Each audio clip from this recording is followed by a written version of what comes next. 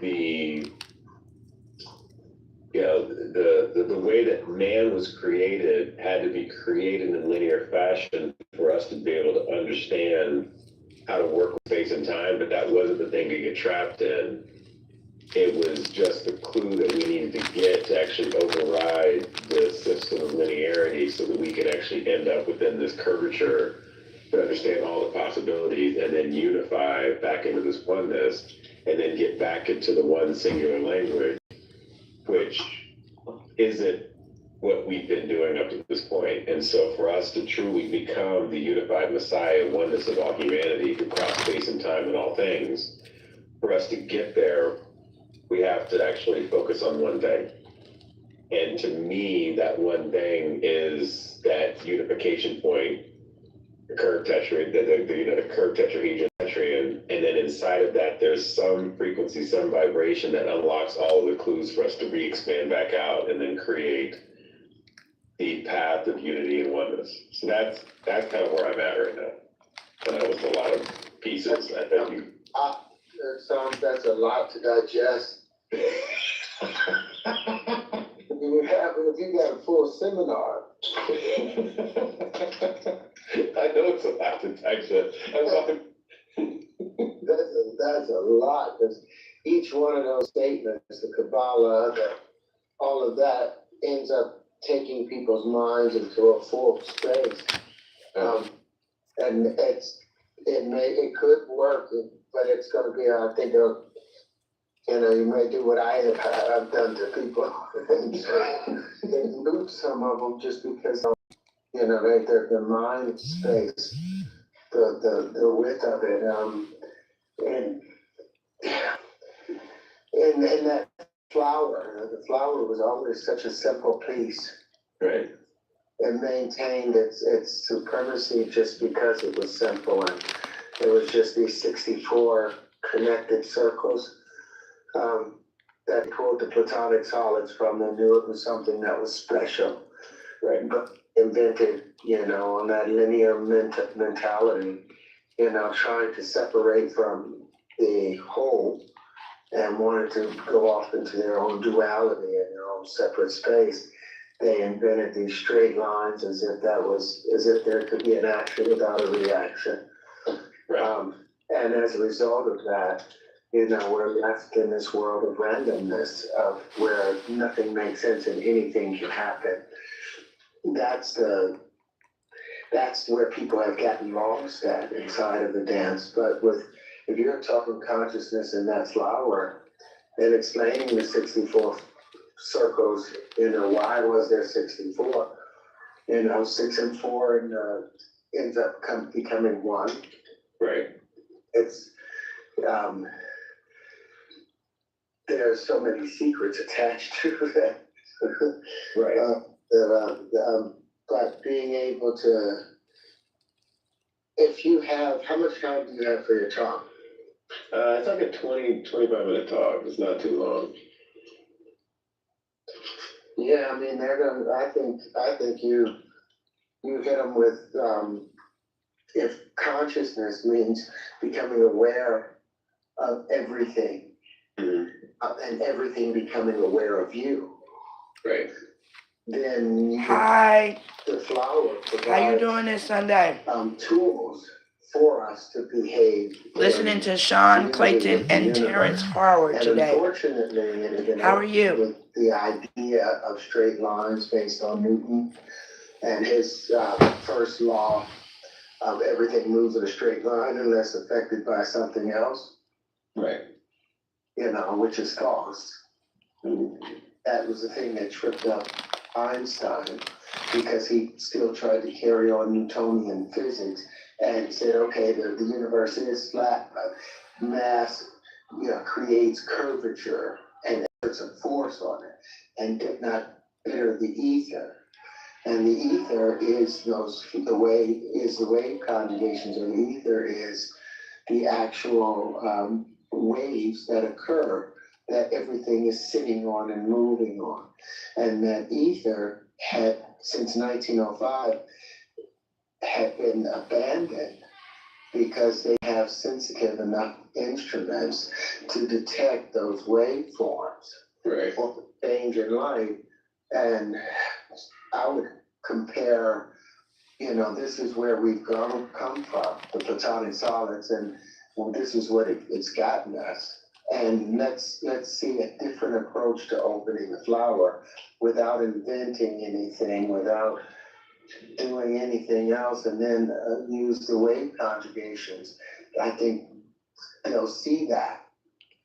And that's the consciousness. The consciousness is being able to know, okay, now we can work in unity with the universe instead of working in opposition with it by the duality of the straight lines. They'll get the conscious portion from that. But if you have 20 minutes to present it, you can spend 10 minutes on the platonic solids and what they meant and what everybody thought they meant. Fire and earth and all of that, but these are still vague and don't really express everything, and then stick to the fact that they are non-existing structures. The flat sides of the platonic solids are things that can never occur and under natural conditions in the universe, or even with man. They're still on straight lines. They're still, ultimately made with a bunch of little curves at the end of the day. Right. So in presenting that. Yeah, I like that. Let me ask this question. So if I were to take that and then say, okay, I've got, what if I were to start with, so. A question. Oh yeah. Well, yeah, of course, start with my question is going to be, what is Messianic consciousness really? Okay, and why have we been so fascinated with the concept of Christ and Buddha, and what is it that they stood for that we can derive out of all of this ancient symbolism that gives us the codes to be able to walk down the path of what Messianic consciousness was intended to be, and how do we do that as a unified force in humanity today? Why the term Messianic consciousness? Why? So it keeps coming to me for some reason, and it has nothing to do with their. So the way I'm defining I would define it differently, because the different states of consciousness. The Messiah or the Messianic consciousness is just the balancing and the center point of it all. So like, what is it, number one? It's not Jesus, it's not Buddha, it's not any other stuff, it's not Christ, it's not that, it's the unification of all people and all things, recognizing that we are in the middle of it all.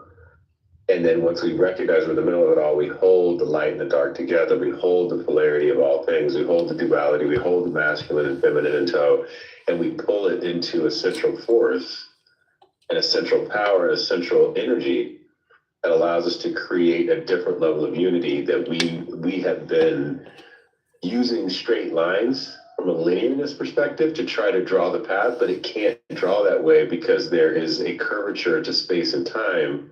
And once you understand the possibilities that exist within it all, then you honor all of it. You stand in reverence and gratitude of all of it. And when you learn how to work with the systems and the structures that have been left for us, then we stop going down this linear chase, because there's no more of a linear chase. It can't be. So that's where we're at, is in that space of receive, like you received. Let's just simplify something. You received. Now have gratitude. Become gratitude. And in that allows you to open up, which the cells of you to open up and congregate, like commune. So they're going to congregate together, and it's this entwining that they're doing like a clock, but it's the cells as they're doing this. And there's not straight lines. Let's go back. That way. Yeah, that's beautiful. All of that's perfect. I believe is in showing that the linear path is a separation. Anytime you straight line or a wall, it's always flat and straight, separates. Whereas curvature curvature is clumsy. Curvature does not does not respect privacy of space. Yeah. No space. It's going to enclose on everyone. Mm. And so that's a beautiful analogy, that the straight lines are what has been separating us. And then that you can, if you tie it to the Platonic solid, so it doesn't sound like you're just, philosophizing, then they'll immediately attach the science to it. But then, and they'll be like, oh, great, Platonic solids, we know this, da da da. And then you show them that they're based on Walter Russell stuff. There are no straight lines. All energy is expressed in motion, all motion expressed in waves, all waves are curved. Mm-hmm. Right? Mm-hmm. Then once they see that, and then they're like, oh, where are we going with this? These straight lines, the Platonic solids, have kept us from being able to utilize universal energy and universal purpose and universal function. It's kept us divorced. We have divorced ourselves from the rest of the universe by utilizing the straight. Ooh. I just have to say, ooh. He said we have divorced ourselves. Getting to that place of acceptance of this is what something has occurred for our separation from self. And now, since you know that that's what that is, receive and be grateful so that you can utilize the knowledge of what is now to align self back with self. Lines and building our fundamentals off of it. But what if they were wrong? Right. What if these are a mistake? If there are no, how are we using these flat, straight line structures to define curved space? How would we ever hope to achieve anything like that? What if it is wrong? And if it is wrong, let's see another example. Let's see how we could. This is what they did 2,000 years ago, 3,000 years ago, 6,000 years ago, whenever they did this. Let's take it back to the beginning. Let's go to the flower, and then you pull up that app, and let's just take the individual pieces that make it up. Let's be good students. Let's behave like children. Let's listen to what was presented instead of adding something to the paper. Let's use the tools that were presented. Let's take the individual pieces that make it up, right, and put them together based on universal ratios, numbers that we are all acquainted with, numbers like 4, 8, 6, 12, and 24. And what happens? We just take the curved triangular pieces and put them together. You put the first 4 together, you put the 4 of them together, you have the Tetraean space, the negative space where 4 bubbles meet. You have the geometry of hydrogen. You have the proton. This is the first measurable space. The next stage is what happens, okay, if we put 8 bubbles together. And that's called the Huntian. And it's going from left to right. And you pull that up.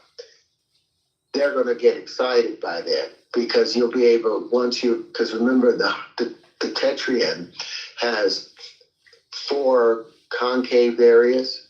Mm-hmm. You'll see that 4 concave sides, which are the electrical sides. Yep. Because it seeks a higher pressure condition of that inward, and it has 4 magnetic poles, and each of those and those are the vertices, those 4 tips. Let me ask, so the charge of the poles.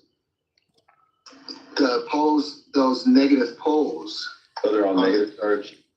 Negative poles. All 4 tips are magnetic poles, because electricity is trying to get to that center of that concave space. But then it's hit by another wave of electricity, and it can't hold its space. It can't hold that space anymore because there's so much force behind it, and it's being pushed out to the vortices. And when it gets to the vortices, it's forced to change direction from northeasternly centripetal spin to a southwesterly centrifugal spin. So it completely begins to spin from right. It's spinning to the right when it's in the concave areas, but the electricity, when it gets pushed out, it gets devitalized and it's forced out of the poles of the magnetic poles. And there, so you end up with 4 repulsive, because magnetism pushes away, and you have 4 attractive poles. So there's a balance, it's an equal pull and an equal push. And it's the geometry of hydrogen. So if you go to the very next one, where 8 bubbles meet, you'll notice something strange. I mean, it perfectly fits in there, but this has 8 contractive poles, but only 6 magnetic poles. So perhaps this is the strong nuclear force in comparison to the tetryon is the weak nuclear force, because this has 8 attractive poles and only 6 repulsive poles, so it has a greater electrical potential. Well, let's see. If you go to the middle one of what happens when 6 bubbles meet. Can I ask you a question on this real quick? This is from my mind. So the bubbles come together and meet. So I basically have initial 4 bubbles coming together, right? Yeah. If I had 2 sets of, oh, it's not 2 sets of 4 coming together. It's actually 8 bubbles meeting in this construct, correct? Yeah. This, okay.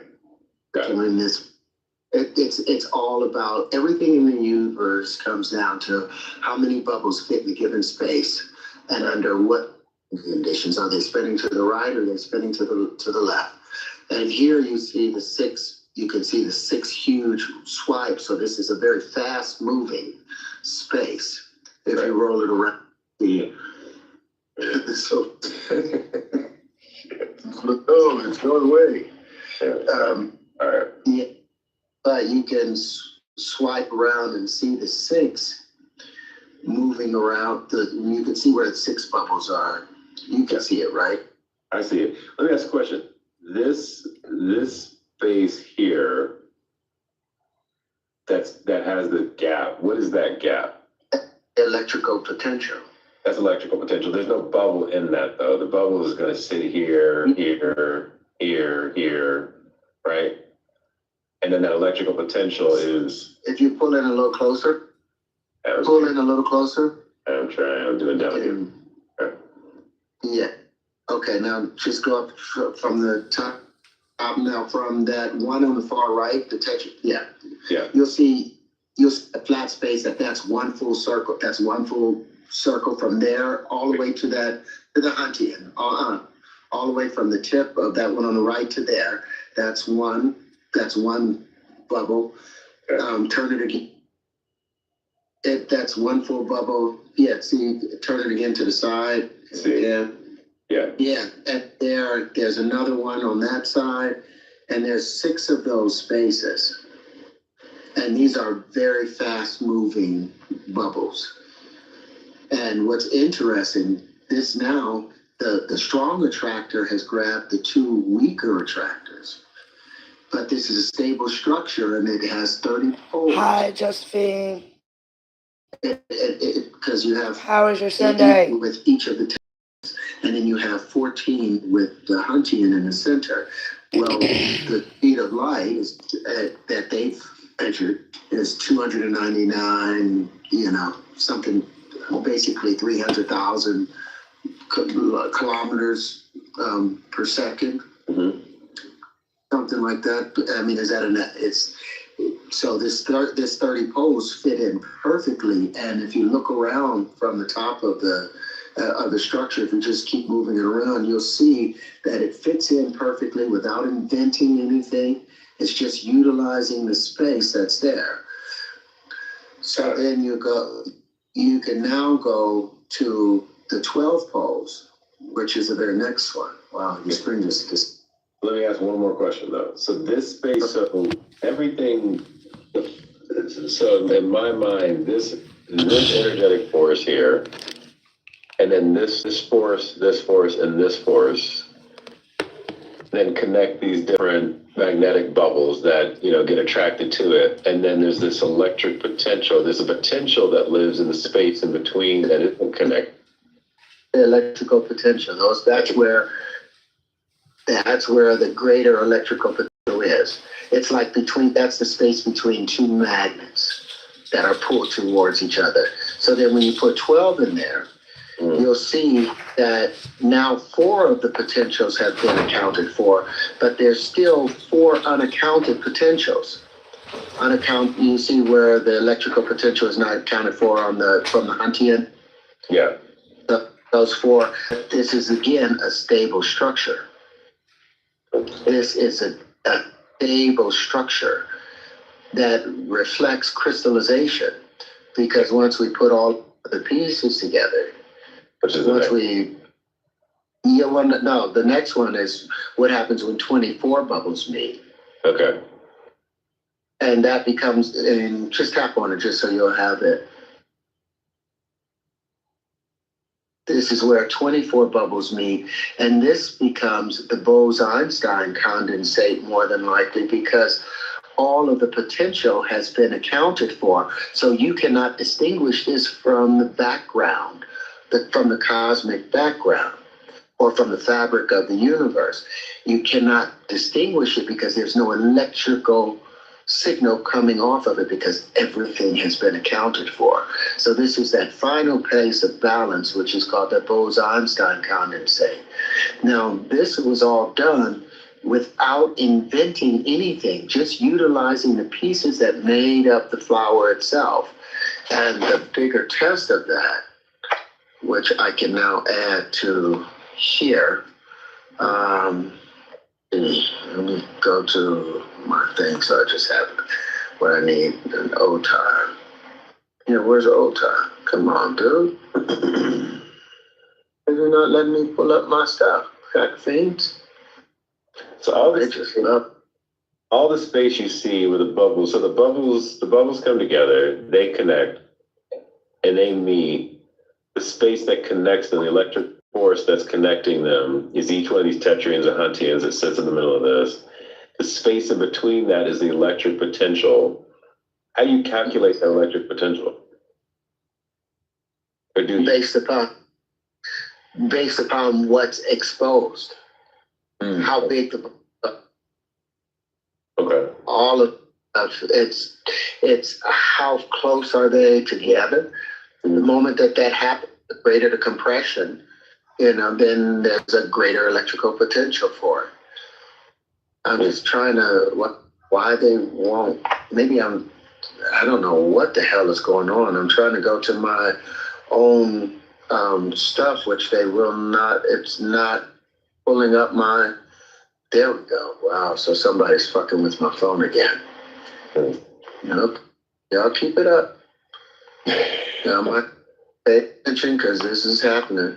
You're not getting away from it. And so this is something that you can point out here. I'm sending this video over to you. That with the platonic solids, you do not have supersymmetry. There's no supersymmetry associated with it. It has a thing called discrete symmetry, because you can put the hexahedrons together, the cubes together and have symmetry. You can put all the tetrahedrons together and have some kind of symmetry, but you can't mix the tetrahedrons, the dodecahedrons, the icosahedron, the hexahedron, or the octahedron. You can't mix them all together and have them make sense. They don't have super symmetry. Right. They limited symmetry. But with the video that I just sent you, Where'd you send it? Text or? Sent it to Skype. Oh, you sent it to Skype. Okay.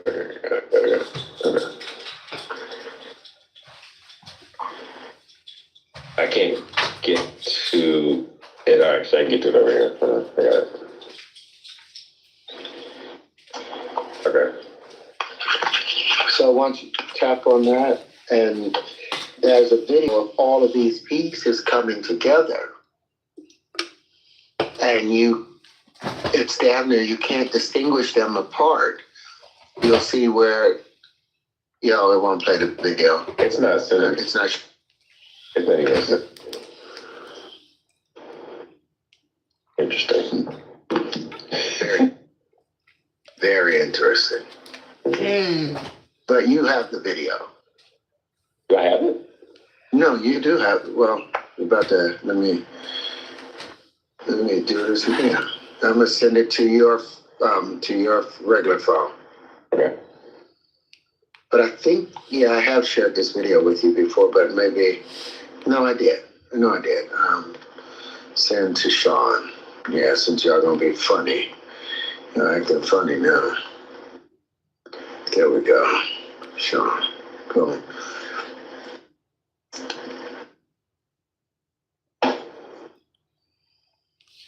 Did you tell me when you got it? It's trying. Well, while they're getting ready for the video, which takes them just about another little minute, just want to say thank you for being here. Thank you for following. Thank you for subscribing, sharing. Just thank you for you, and to let you know that you matter, your voice matters, the information and knowledge that you have matters. Don't never sit and be ashamed or embarrassed because you're different. You're different is what makes you authentically you. Thank you. And where the 24 meet, I call the heavenly. Heavenly, okay.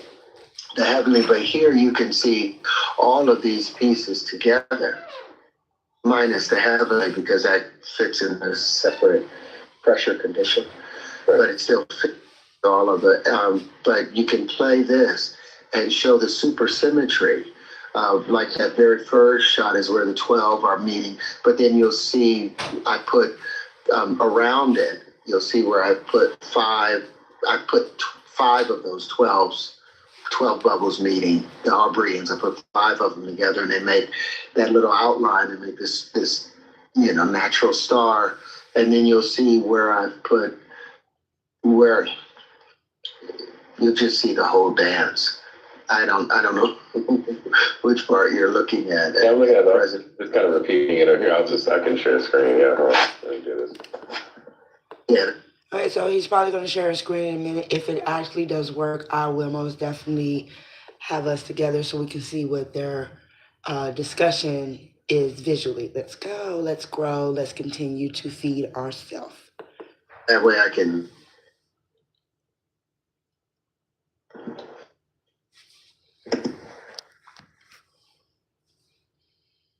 Yeah, the center is where 12 bubbles meet, and you'll see it coming around, and all of those is where I put 5 of them together and making these natural structures.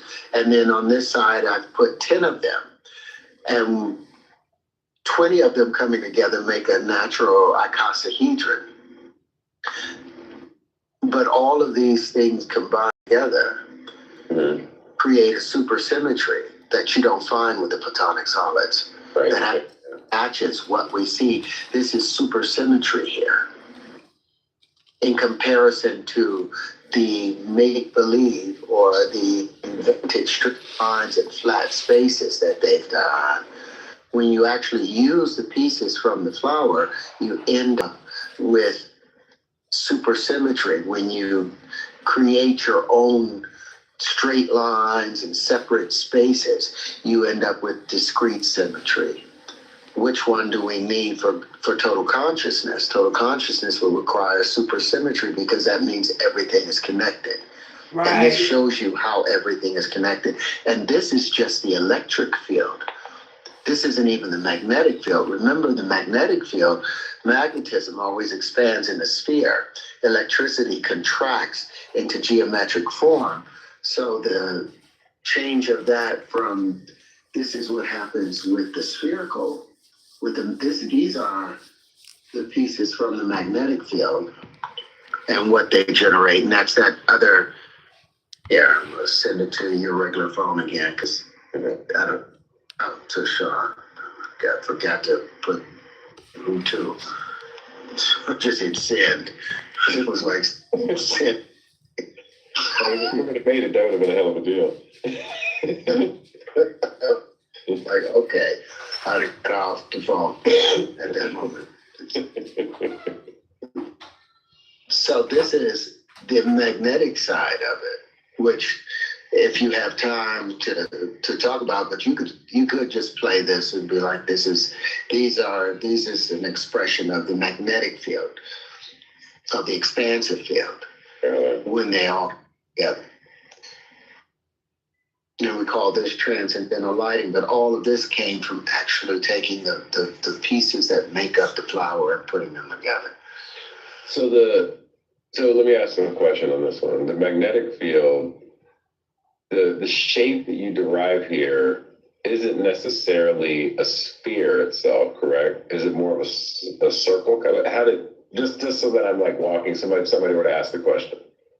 Yeah, these things, if you go to, let me go back to the book. This is the geometry circle, right, that you pulled out? Yes, hold on. Let me pull up the book real quick though. Yeah. So as I'll be able to show you the exact page on there and not walk it. There we go. Come here, pop up. There we are. If you go to boom, boom, boom, boom, boom, boom. Here we are. Yes, if you look on page 124. 124, all right, I'm going.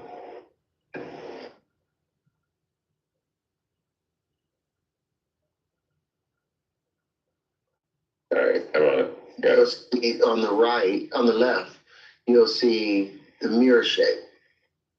And that's the magnetic side or the feminine side of the tetrad. You'll see it has 6 magnetic fields.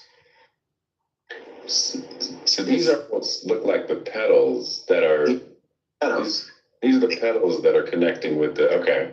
These are petals. You take the petals from the flower and they create the magnetic field. That's the expression. The petals tell the magnetic field.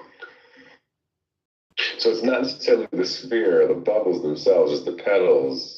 It's the petals, yes? It's the petals, but they make a sphere. The petals then make the sphere. They make it into a sphere. Because that expands out and you have all of those 6 lines of force, or 6 6.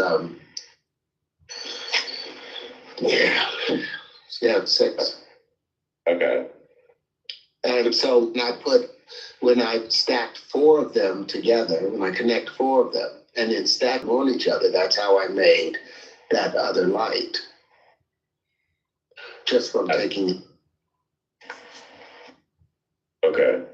If you have time into explaining that, but you explain that this is the magnetic field, and you'll see right below that on 125, linchpin came from. So linchpin is when you stack them together, what they ended up forming in that aspect of supersymmetry? No, the linchpin is the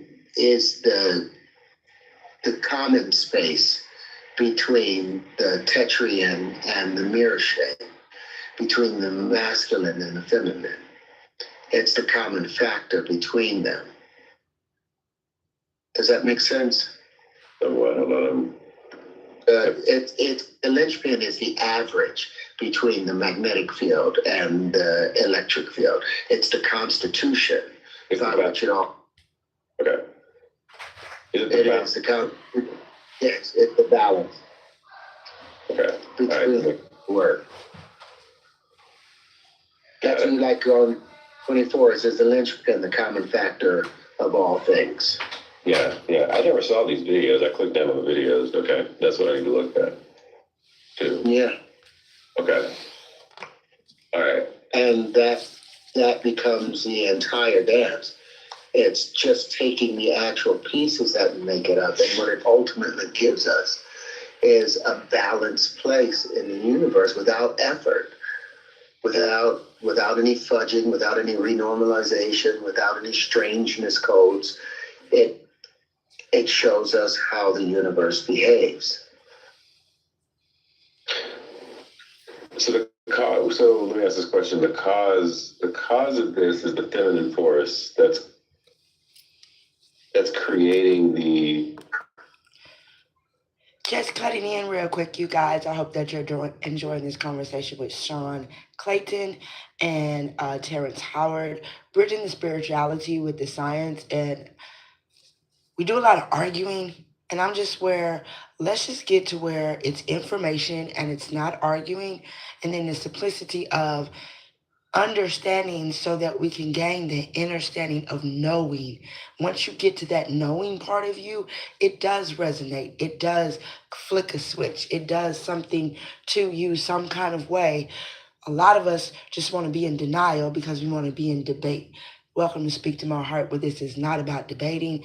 It's about a deliberate intention of disciplining ourselves to who we genuinely, authentically, uniquely are. So let's have fun. Or is it the actual tetrian? Which one is the cause? What is the feminine force? It's a discharge. It's a discharging. It discharges electricity that is devitalized in the tetrian. It becomes discharge. It's the electron field, that the negative field that they call.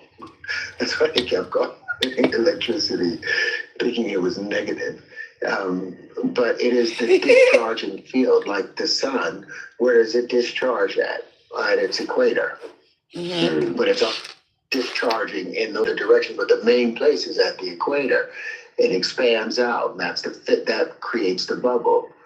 As these particles, as these waves of electricity are devitalized, and they become pushed out into a centrifugal force or spinning to the left, and they'll all keep bumping into each other until four of those magnetic fields hit each other again at a 120-degree angle. Mm-hmm. But they hit at a 120-degree angle. It now forces them into a centrifugal. Key word that he said in there, that it angle.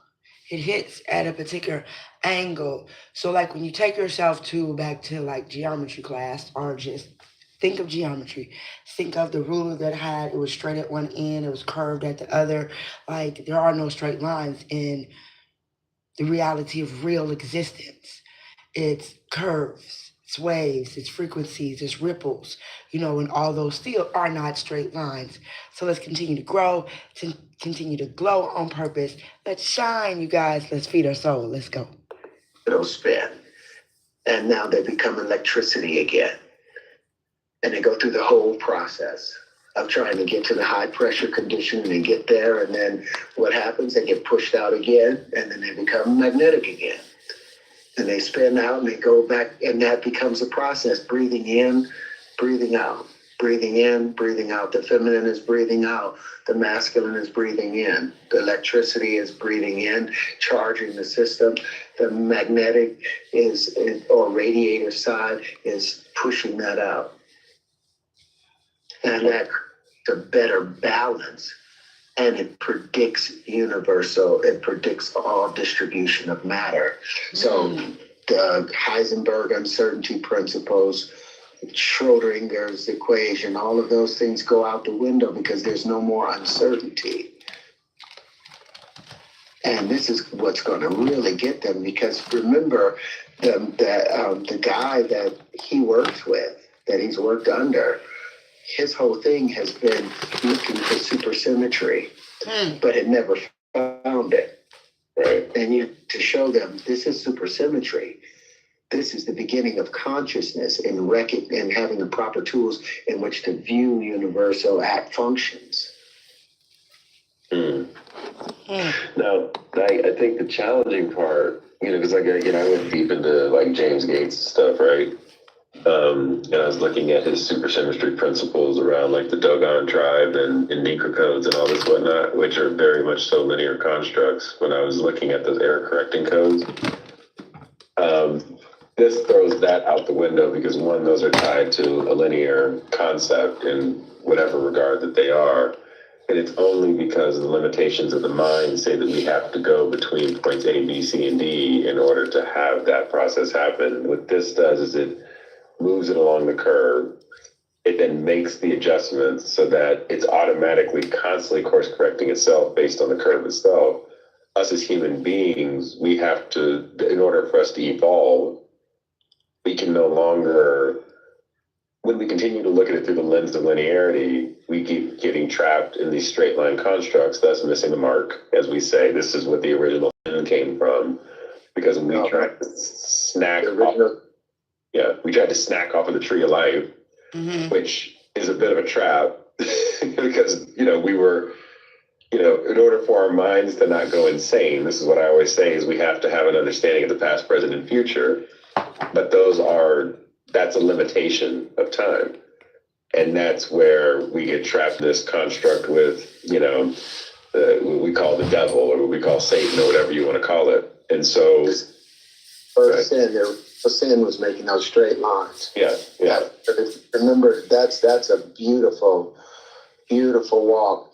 And this corrects it because there's no separation in bubbles, in circles. Right. And separation, it brings everything into balance and together again. Okay. That in itself, because the Kabbalah and all of those things, takes people off into these religious walks, and it's about getting them away from the religion. Yeah. Getting them away from that lie. The religion is part of that lie, the separation lie. So when you get them to here, if you can illustrate those, how what is it taking these, the kids no more simple than how many bubbles coming together and under what pressure conditions, whether it's 4, 6, 8, 12, or 24 bubbles. That's as complicated as it gets. Why does it, let me ask a question. Why does it end at 24? Because everything repeats itself from there. Okay. So then it's just a recycling again at that point. It recycles back again. So then my question then is, help me understand this. You get to the 24. Where do you go from? How do you get to then? If the flower of life has the 64, 64. You call them bubbles or spears? What do we call it? Yes. Spears. So it's not necessarily bubbles. Spears. I like saying bubbles because bubbles are more friendly. Right. More friendly than spears seem hard. And there's nothing hard in the universe. Everything is malleable. Yeah. So that if I go from 24 to 64, how do I get from one to the other? How do I complete the actual, the construct of the flower of life to get to that 24? Where do those align? The 64 bubbles, I believe they lay out the entire structure of all of the universe is coming together. These individual pieces that make it up, these are just portions of it that works inside of the dance. The 24 is doubling of the 12. It's that natural Star of David that comes together. How that fits into creating the 64, I don't know why it was always 64. I don't know. But I just know the pieces that come out of. Let me ask this question: Is there something about 2.66666 that is relevant to any of this? Nothing that comes to mind. Okay. All right. Nothing that's ever hit me. I stay with the simple thing of bubbles. That's for a greater mind. There's any path between the 24 and the 64. And when I break down the 64, the way I broke down, I'll send you this. I left over I got a guy finishing it. It takes the flower of life with the 64 spears. It then breaks the 64 into 2 sets of 32. It then takes those 2 sets of 32 and it maps them into the actual Kabbalah or the tree of life. It shows the masculine, feminine version. And it shows like a man and a woman walking out of them, right? And then it shows this is how we got trapped into these straight line constructs, which is the original sin. And whenever we try to pluck off of this tree, there's this. Now, inside of let me show you this. This is the thing that please show me. Let me see. So I created this thing where it was like, I broke down all these different numbers inside of it. So you got 12 diagonal paths, what I call time manifestation or astrology, that are like these diagonal paths. There's 12 of these. There's 3 horizontal paths that are like the Trinity. And there's also 3 vertical paths that go straight up and down that connect these things. Okay. And then you've got 7 vertical paths that are separated, what I call the hermetics of space manifestation. So you've got 1, 2, 3, 4, 5, 6, 7. So all of the shit, the Trinity that we've been left, the 7 days of the week, the 7 hermetic principles, the astrology, the 12 months of the year, and then the 10, commandments, 10 spirit, 10 fingers, the whole thing. All of this is coded into this. Yeah, and this is all coded into a lie, though. Remember, these are all straight lines again. Oh, yeah. It takes you back into, so it's going to feel like you're telling them. Yeah, I still like. So what I tell them is that this is the original sin, though. So this is actually the tree of life, although a derived factor out of the intention of the universe. It's what we as human beings felt we needed to be created into in order for us to understand ourselves. And even though, go ahead. No, you did it. You just said it. Yeah, go ahead. Okay. In order for us to be able to understand ourselves, we had to create these linear constructs. Now, when you fold these back around and you take every one of these linear lines and you turn them back into the sphere that they are, then all of this rolls into how many spheres? 32. And if I take the masculine set of those 32 and I take the feminine set of those 32 that were the Adam and Eve of creation, then at what point what happens, you put them back together and you get to 64. Then you're back to the 64 spheres. Yeah, that's a decent walk with it. As we go to the next section of this video, Terrence describes to me that there is these 24 bubbles when they meet, and the stable structure that it ends up creating off of the curved tetrahedrons or the tetraeds as they come together. If you go into his book, this is what he calls the heavenly shape. Now, one of the things that I look for is the supersymmetry of how this relates back to the 64. You'll see as you've gone through this video that we've been able to break down the number 64 to the 32, how that maps into the tree of life. What I was getting stuck with is how this 24 breaks down. Now, we've since had deeper conversations around it, but if you take the actual 24 bubbles where they meet and you split them into a masculine and feminine, you get the number 12. Well, what does the number 12 represent? The number 12 represents the calendar year, aspects of astrology, and this is our doorway to time. So when things become complete and you have masculine and feminine coming together, the 24 bubbles or spheres, it means that you are creating wholeness in time. That's what this 24 represents. So these are these time loops that continue to expand. When you subtract 64 from that 24, you end up with the number 40. Now, there's no accident that there were 40 days and 40 nights that Christ, when he was going through his walk, had to go through in order to actually reach his full self. The other 40 spheres that live outside of the 24 are essentially what we call the waves of the exhaustion that takes place. Now, they're all purposeful because what they do as things expand and contract, they start to move and oscillate within each other. So as the 24 completes itself, then another cycle works through it and it grabs the other 40 that are living outside of it, kind of like the electron field, and then it works them into the system. It never is anything that is dying. It's just a cycle of energy that's flowing in and out. So a couple of things to consider is that in order for us to become whole and be able to work.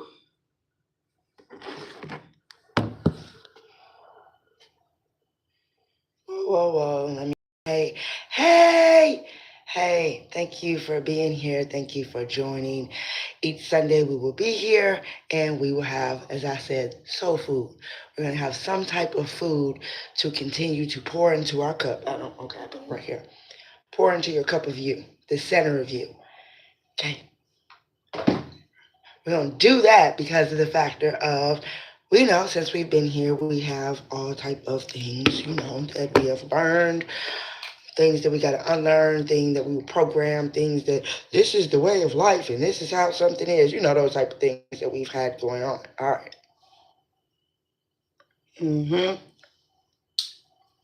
Had to get my little lippy lip on. I don't like nothing and be ashy or not feeling smooth. Even your lips are curved. You might have some straight lips. It might have a little bit of line. Might got some juicy lips. You might have medium-sized lips. I'm just gonna use the lips because of the curve, right? We always know curves. Your fingers ain't straight. It's a curve with that. It's a curve. Your cheeks, curve. Your head, curve. Everything about you, curves. So allow yourself to spin around the block a different way. Swerve. Even the swerve is the curve. Swerve a different way and see what happens with self. And allow yourself to just receive some different knowledge. Receive something different and see does it resonate. That's all I'm saying. I ain't saying go out there and change your mind. I'm trying to change you and all these things that I have heard from people just in general, period. But if you are seeking self, you're going to have to go a little deeper and you're going to have to unlearn something. You're going to have to receive and just be grateful. Whether yourself inner, over, around the clock understands it or not, just go in with a grateful mindset and allow yourself to just be. Just be. Because when you do that, you're breathing in what you need to breathe in, which is the excellence of thyself. Receive you. Somebody give you a piece of you just because the school didn't teach it to you, just because, mama didn't say it, daddy didn't say it. It's because the president didn't say it. No shots, nowhere, shot to fire. I'm just saying, when a person wants to change, when a person knows that something is tagging and pulling on you, and that's why I was liking that. It's reasons you like something that nobody else around you likes. It's reasons that you want to dig into something and you can't probably share it with nobody because you already know they don't know or understand. Those reasons are because the center of you is speaking to you, evolving you, unfolding you, wanting you to have a greater experience with thyself. Allow yourself to grow. If this message today from Sean R. Terrence actually resonated in any kind of way at all, as people like to say, subscribe, go subscribe. Thank you for that. But most importantly, take a note or two. Sit down with self and allow yourself to see where you are with you. And if it's not elevating you in the elevator that goes all the way to whatever floor you want it to, if it's not enlightening you and unzipping you so that you can see the greatness that you are, how awesome you are, how phenomenally great that you are, then you need to leave them alone and leave that alone. If it's not allowing you to have proper preparation, conversation, then get yourself up, walk away from anything and anybody that's not edifying the kingdom that's within. You guys have a beautiful, bountiful, brilliant day on purpose. Deuces, say yes to you.